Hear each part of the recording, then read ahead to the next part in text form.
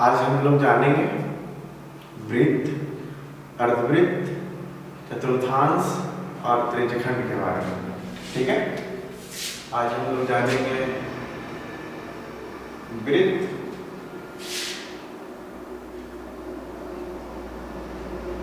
अर्धवृत्त, चतुर्थांश और त्रिज्यखंड के बारे में। ठीक है, सब एक दूसरे से संबंधित है, सब वृत्त से संबंधित है। ठीक है, आइए सबसे पहले जानते हैं ये वृत्त है। ये क्या है? वृत्त है। ठीक है, और ये है वृत्त का केंद्र। ठीक है, इसका नाम है अर्धवृत्त। अर्ध का मतलब होता है आधा, और वृत्त तो वृत्त है यानी आधा वृत्त, यानी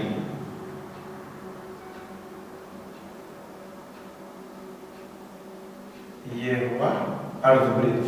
ठीक है, यह है चतुर्थांश। चतुर्थ अंश, चतुर्थ अंश, चतुर्थ का मतलब हो गया चौथा अंश। ठीक है, चौथा अंश यानी इसका चार भाग, चार भाग में एक ही भाग पढ़ना है, चौथा अंश पढ़ना है। ठीक है, चतुर्थांश। ठीक है, और ये है त्रिज्यखंड। त्रिज्यखंड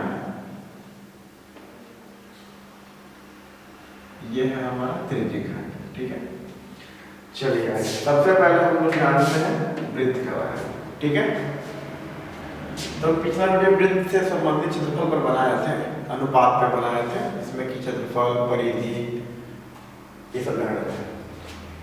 ये है हमारा केंद्र, केंद्र यानी O, और ये है हमारा केंद्र से परिधि तक की दूरी त्रिज्या।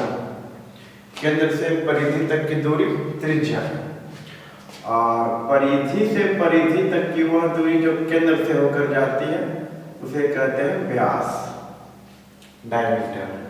ठीक है, यानी R से हो गया क्या? त्रिज्या। D से क्या हो गया? व्यास। ठीक है, और हम लोग जानेंगे इसका परिधि। परिधि होता है 2πr। परिधि बोले तो ये वाला हिस्सा, ये वाला हिस्सा, ये वाला हिस्सा, ये वाला हिस्सा क्या है? परिधि यानी 2πr। ये पूरा कितना हो गया? 2πr। ठीक है, और यदि ये क्षेत्रफल का बात करें तो क्षेत्रफल होता है πr²। πr²। ठीक है, तो आइए हम लोग जानेंगे अब कि केंद्र से परिधि तक की दूरी को त्रिज्या कहते हैं, और परिधि से परिधि तक की वह दूरी जो केंद्र से होकर जाती है उसे व्यास कहते हैं। ठीक है, और परिधि से परिधि तक की दूरी को जीवा कहते हैं। क्या कहते हैं? जीवा, यानी कि सबसे बड़ी जीवा। सबसे बड़ी जीवा, सबसे बड़ी जीवा क्या कहलाएगा? व्यास। यानी कि व्यास 2r के बराबर होता है, यानी व्यास त्रिज्या का 2 गुना होता है, और त्रिज्या व्यास का आधा होता है। परीक्षा में ध्यान रखना है।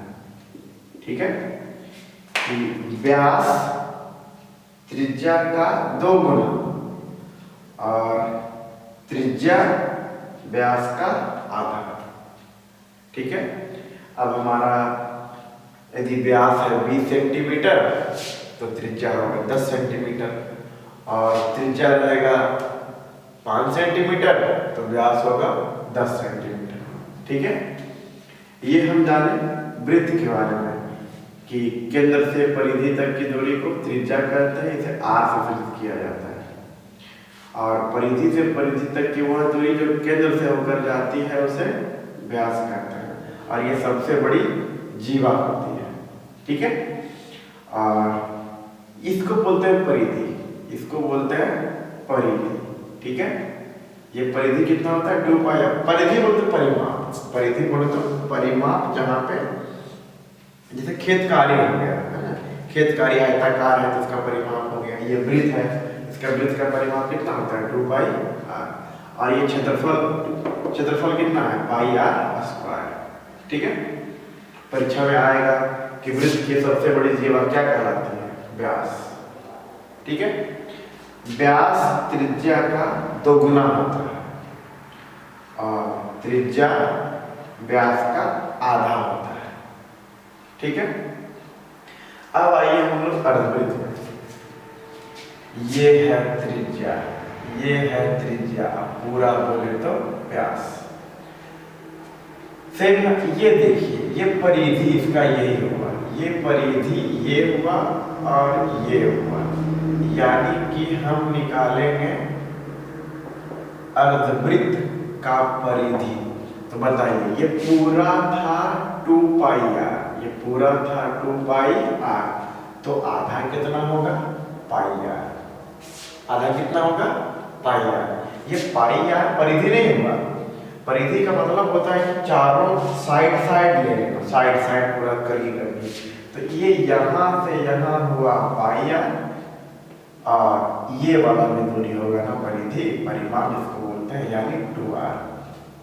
यानी अर्धवृत्त का परिधि होगा पाई आर प्लस 2r। इसे को बोल सकते हैं pi R plus D, pi R plus D. अब इसका क्षेत्रफल का बात करते हैं, परीक्षा में आएगा कि अर्धवृत्त का परिधि इतना है तो त्रिज्या ज्ञात करें। तो ये भूल नहीं करना है कि वृत्त का परिधि होता है 2 पाई आर, तो अर्धवृत्त का परिधि होगा पाई आर। नहीं, परिधि का मतलब होता है चारों तरफ। ये इतना हुआ पाई आर, इतना कितना हुआ पाई आर, और ये वाला भी जोड़ेंगे तो हो जाएगा आर आर 2r, यानी पाई आर प्लस 2r। और 2r को क्या बोलते हैं डी। अब आइए बात करते हैं क्षेत्रफल का। तो क्षेत्रफल इसका सीधा आधा है।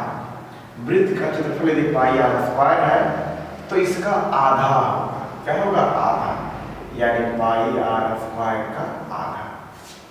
समझ में आया? तो इसमें ज्यादातर अर्धवृत्त में परीक्षा में 10वां का परीक्षा में पूछेगा क्या, परिधि, परिधि ज्ञात करें। ठीक है, यदि सोचिए कि त्रिज्या दिया हुआ रहे 7 सेंटीमीटर, कितना दे रहे 7 सेंटीमीटर, त्रिज्या कितना रहे 7 सेंटीमीटर, तो बोलेगा अर्धवृत्त का परिधि ज्ञात करें। तो परिधि ज्ञात करना है पाई आर प्लस 2r से।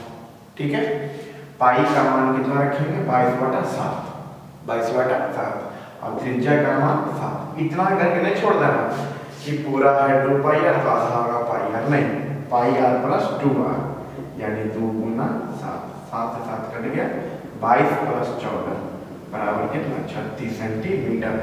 और कितना लोग गलती कर देते हैं कि अर्धवृत्त का परिमाप में सिर्फ पाई आर होता है, नहीं, पाई आर प्लस 2r, यानी कितना 36 सेंटीमीटर। ठीक है, अब आइए हम लोग चतुर्थांश में। चतुर्थांश बोले तो एक वृत्त का चौथा अंश, यानी कि वृत्त के केंद्र पर बनता है पूरा 360 डिग्री, और यहाँ क्या डिग्री बनता है 180 डिग्री। कितना डिग्री 180 डिग्री, और यहाँ कितना डिग्री बनेगा 90 डिग्री, यानी कि ये वृत्त के चौथा अंश है। क्या है चौथा अंश। इसमें चतुर्थांश में ज्यादातर परीक्षा में देखा गया है क्षेत्रफल पूछते हैं। क्या पूछते हुए क्षेत्रफल पूछते हैं। तो क्षेत्रफल ये चौथा भाग है, वृत्त का चौथा भाग है, चौथा अंश चतुर्थांश। ठीक है, तो वृत्त का क्षेत्रफल क्या होता है pi R square, pi R square, चौथा अंश यानी चौथा भाग, यानी चौथाई है, यानी पाई आर स्क्वायर बटे 4।